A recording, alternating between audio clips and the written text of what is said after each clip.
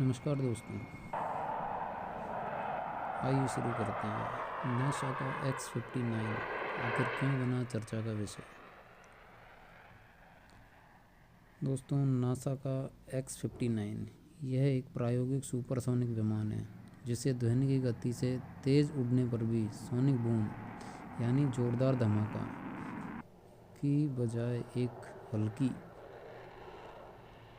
Sonic thump धीमी आवाज़ पैदा करने के लिए डिज़ाइन किया गया है ताकि भविष्य में व्यावसायिक सुपरसोनिक उड़ान संभव हो सके। यह विमान लॉकहीड मार्टिन द्वारा विकसित किया गया है और इसका लक्ष्य नागरिकों को परेशान किए बिना तेज़ यात्रा को सक्षम करना है, जिससे न्यूयॉर्क से लंदन की यात्रा का समय मात्र 3 से 4 घंटे यानी लगभग आधा ही हो जाएगा। दोस्तों, अब आपको बताते हैं इस विमान की विशेषताएं।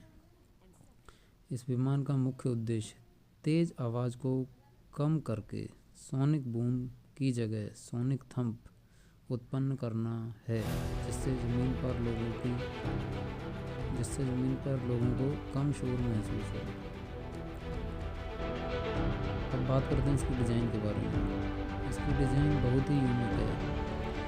पतला धड़, लंबी नाक यानी आगे से पतली नुकीली चोंच और ऊपर की ओर स्थित शॉक वेव्स जो कि शोर को कम करने में मदद करते हैं।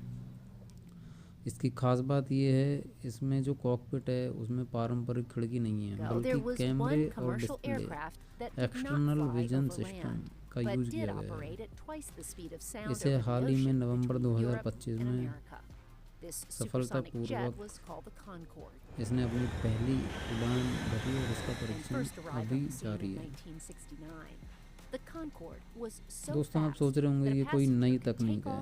हालांकि यह कोई नई चीज़ नहीं है। इससे पहले इसी स्पीड से कॉनकॉर्ड नामक एक प्रसिद्ध व्यावसायिक सुपरसोनिक विमान था, जिसे एयर फ्रांस और ब्रिटिश एयरवेज द्वारा संचालित किया जाता था। उसकी स्पीड भी 2 मैक थी, तो वो लंदन से न्यूयॉर्क की यात्रा लगभग 3.5 घंटे में पूरी कर लेता था। परंतु दोस्तों, उसको बंद कर दिया गया क्योंकि वह आबादी वाले क्षेत्रों के ऊपर से उड़ता था और उसकी आवाज़ उसके बैन करने का कारण बना। इतनी तेज़ आवाज़ करता था कि लोगों के जो खिड़कियाँ हैं उनके शीशे टूट जाते थे कई बार, और शीशे टूटने के साथ साथ कईयों के कानों के पर्दों में नुकसान पहुंच गया, तो लोगों ने शिकायत करी, इसलिए बंद हो गया।